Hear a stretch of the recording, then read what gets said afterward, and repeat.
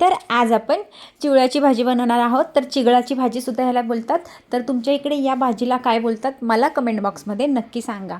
तर आपण ही भाजी बनवणार आहोत। ही खायला खूप छान अशी असते, चविष्ट असते, आंबूस अशी लागते, पण खूपच चवीला भारी असते आणि त्याचबरोबर पौष्टिकही असते। हिवाळ्यात आमच्या इथे खूप जास्त प्रमाणात ही विकायला येत असते बाजारात। तर तुम्ही ही नक्की बनवून बघा। आणि भाजी निवडून ही घेतलेली आहे मी। तर भाजी निवडण्यासाठी या भाजीला हलकेशी छोटेसे मुळं असतात, तर ते काढून अशा प्रकारे आपल्याला भाजी निवडून घ्यायची आहे। तर ही भाजी जर निवडायची पद्धत माहिती नसेल तर मला कमेंट बॉक्समध्ये तशी सांगा, मी नेक्स्ट टाईम नक्कीच निवडताना त्याचा एक व्हिडिओ अपलोड करेल।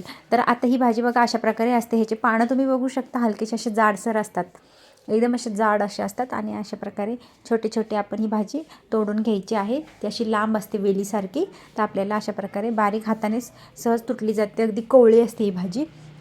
तर आपण ह्या भाजीचं तर चला रेसिपी स्टार्ट करूया। तर तुम्ही माझ्या चॅनलवरती नवीन असेल तर प्लीज चॅनलला लाईक, शेअर आणि सबस्क्राईब करायला विसरू नका।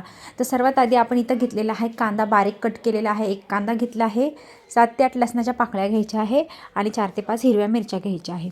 तर आता ही भाजी आपण स्वच्छ धुवून घेतली आहे, इथे तुम्ही पाहू शकता। तर ही भाजी मी स्वच्छ आता धुवून घेतलेली आहे 4 ते 5 पाण्याने मस्त।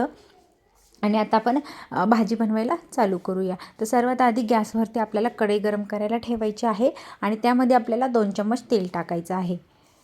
आणि ह्या भाजीला आपण पाण्याचा अजिबात वापर करत नाही, कारण त्या भाजीत असणारं पाणीच त्याला पुरेसं होऊन जातं। भाजीच पाणी ॲटोमॅटिक सोडते आणि त्याच पाण्यात भाजी छान अशी शिजते। आता तेलामध्ये कांदा टाकलेला आहे, चांगला फ्राय करून घ्यायचा आहे लालसर होईपर्यंत। तर इथे तुम्ही बघू शकता हलकासा आपला कांदा लालसर होत आलेला आहे। लालसर होत आला की आपल्याला त्यामध्ये ठेचा टाकायचा आहे। जी हिरवी मिरची आणि जी लसूण होता तर त्याचा मी ठेचा बनवून घेतलेला आहे, हलकंसं त्यामध्ये मीठ टाकून। तर आता हा ठेचा आपण यामध्ये टाकूया। लालसर कांदा झाला की ठेचा टाकायचा आहे आणि आता चांगला ठेचा पण आपण यामध्ये चांगला फ्राय करून घ्यायचा आहे। मिरची आणि लसूण चांगलं शिजवून घ्यायचं आहे कांद्यासोबतच। तर पुन्हा 2 मिनटासाठी आपण याला शिजवून घेणार आहोत। आणि खास करून ह्या भाजीला शिजायला जास्त वेळ लागत नाही, एक 10 ते 15 मिनटाच्या टायमिंगमध्ये ही भाजी शिजून रेडी होती।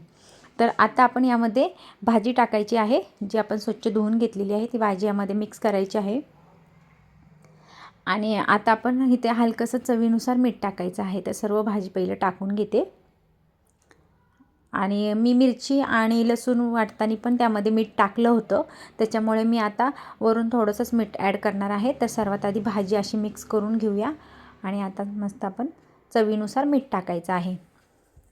तर ह्या भाजीमध्ये तुम्ही शेंगदाण्याचं कूटही टाकू शकतो, पण आम्ही पहिल्यापासून ही भाजी अशाच प्रकारे बनवतो आणि बिना शेंगदाण्याचीच मला खूप जास्त आवडते, त्यामुळं मी यामध्ये शेंगदाण्याचा वापर करत नाही। जर आवडत असेल तर यामध्ये शेंगदाण्याचं कूटही तुम्ही टाकू शकता। आता चवीनुसार मीठ ॲड करून घेऊया आणि पुन्हा एकदा सर्व भाजी मिक्स करून घ्यायची आहे। सर्व भाजी मिक्स करून झाली की आता यावरती आपण झाकण ठेवून याला शिजवायचं आहे। तर साधारण 10 ते 15 मिनटासाठी मी ह्या भाजीला असंच झाकण ठेवून शिजवणार आहे, पाणी आटेपर्यंत। पाणी टाकायचं नाही, या भाजीमध्ये आपल्याला पाणी टाकायची गरज लागत नाही। आता झाकण ठेवलेलं आहे। तर साधारण बघा 10 ते 15 मिनटं झालेली आहे आणि आपली भाजी एकदम रेडी झालेली आहे। मीडियम गॅसवरती याला मी शिजवली आहे, अजिबात जास्त वेळ लागत नाही आणि भाजी आपली तयार झाली आहे। ती तुम्ही पाहू शकता किती चविष्ट अशी भाजी तयार झालेली आहे आणि खाऊन पहा एकदा नक्कीच, तुम्हाला खूप जास्त आवडेल आणि अगदी पौष्टिक अशी रेसिपी आपली तयार झालेली आहे।